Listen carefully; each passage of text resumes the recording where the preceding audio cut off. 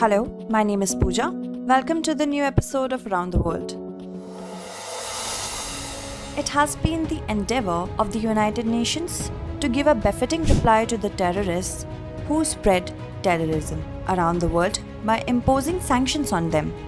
It has also been India's endeavor to contribute to the establishment of a fear-free world by blacklisting the perpetrators of terrorism through the United Nations.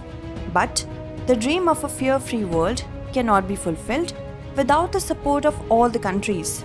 There are many countries in the world which have become safe havens for terrorists. While referring to such countries at the General Assembly of the United Nations, External Affairs Minister S. Jaishankar once stated that terrorism should not be used as a political weapon.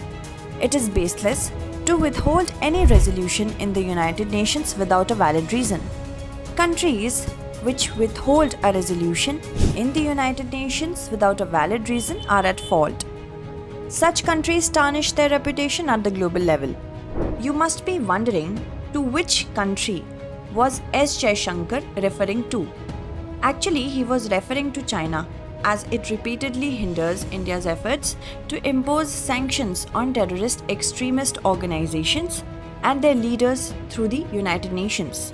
China recently created a similar hurdle on the resolution introduced against terrorists like Shahid, Mehmood and Talha Saeed. Actually, India and US had introduced a resolution to include these two terrorists in the UNSC 1267 list as global terrorists. But China blocked this resolution by using its veto power. Against this backdrop, a pertinent question arises that what is China's intention behind blocking the resolutions introduced by India and the US? We will try to find answers to this question in today's episode. Let us first of all know about the 1267 Committee. The 1267 Committee was formed in 1999 as an important organ of the United Nations Security Council. This committee allows the member states of the United Nations to include the names of terrorists and terror groups linked to Al-Qaeda and ISIS in its consolidated list. Al-Qaeda and Taliban were designated as terrorist organizations only after the formation of this committee. The committee comprises of all the permanent and non-permanent members of the UNSC. This committee aims to implement international sanctions against terrorism. Now you must be thinking that how does this committee function? Actually, any member country can pass a resolution to include any person, group or organization promoting terrorism in the UNSC 1267 list. The decision to list a person, group or organization promoting terrorism is taken by consensus. For this purpose, the resolution is sent to all the UNSC members. If a member does not raise any objection to the resolution within 4 working days, then the resolution is accepted. However, any member can impose a technical hold on the resolution.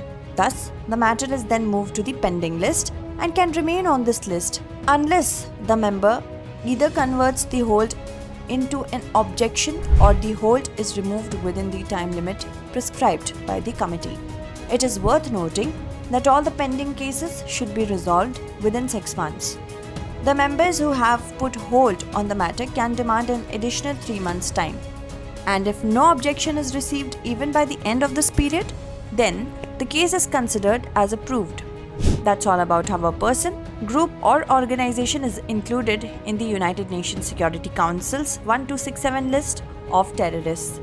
Now let us understand how China has blocked the resolution passed by India and the US. For the last 4 to 5 months, India and the US have introduced a resolution in the UNSC to designate 5 extremists as international terrorists. But China has always blocked these resolutions. One of the 2 terrorists that China did not allow being declared a global terrorist by the UNSC is Talha Saeed, the mastermind of the Mumbai attacks and the son of Lashkar-e-Taiba chief Hafiz Saeed. Talha Saeed is also one of the chief leaders of Lashkar-e-Taiba. The second terrorist, Shahid Mehmood, one of the few old leaders of Lashkar-e-Taiba. Shahid Mehmood and Muhammad Sarwar, another Lashkar-e-Taiba leader, was declared as a terrorist by the US Treasury Department in 2016. Earlier, China had foiled the attempt made by India and the US to impose sanctions on Abdul Rahman Makki in June. Both the countries also tried to bash Jaish-e-Mohammed's senior leader Abdul Rauf Azhar in August. However, China also blocked this resolution. Moreover, China also blocked the resolution to ban 26/11 attacks accused Sajid Mir in September.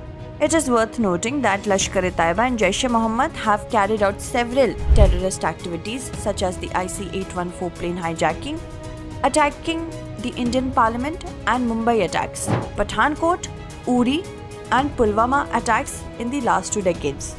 Despite all this, China continues to block the resolutions introduced by India and the US because of its inclination towards Pakistan. It is worth noting that India's relation with both China and Pakistan have deteriorated in the last few decades. On the contrary, the diplomatic relations between Pakistan and China have become cordial in recent times. China has expressed in many global forums that it stands with Pakistan. Whenever China is asked the reason for blocking the listing of terrorists and terror groups, then it states that it has blocked the listing as it did not get the desired information about them. Hence, India holds that China is blocking its resolutions due to political bias for Pakistan. At this juncture, another pertinent question arises that whether India has any option to deal with the biasness of China or not. Since the 2008 Mumbai attacks, India has adopted many different methods at the international level to end cross-border terrorism. UNSC's 1267 list of terrorists is one such way. Significantly, there are bases of hundreds of terrorists and terrorist organizations in Pakistan which are a threat to India. However, as a member of the United Nations, Pakistan also has an obligation to try to curb all designated organizations, but Pakistan does not fulfill this global obligation. Instead, it is providing money, weapons, etc. to terrorists and its associated organizations. What should India do in such a scenario? Should India stop making efforts to impose international sanctions on terrorists until China changes its stance? India should not stop making such efforts. Rather, it should continue to introduce a resolution related to terrorism in the Security Council by not being bothered about China.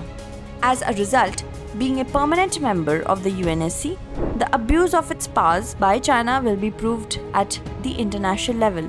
In addition, India has another option to counter China. Notably, India and the US have prepared a separate list of terrorists titled Most Wanted. This list contains documentation of terrorists who require international cooperation to be banned. For this purpose, India should increase its diplomatic talks with other countries as well as China. It will help India in mustering global cooperation against terrorism and persuading China. And it is not difficult to do so. Earlier from 2012 to 2015 and again from 2018 till now, China was persuaded to include Pakistan in the grey list of FATF, that is Financial Action Task Force. However, according to the latest news, Pakistan is now out of the FATF grey list.